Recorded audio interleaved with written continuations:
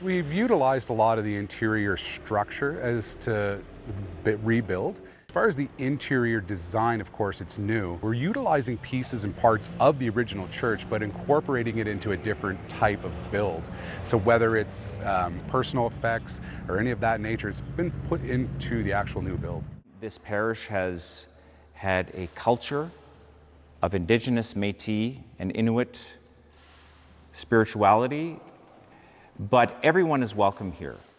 People choose to come to Sacred Heart simply because they want to be part of this parish where we are trying to reverse many of the harms that occurred through colonialism and through especially the residential schools and the church's involvement in them.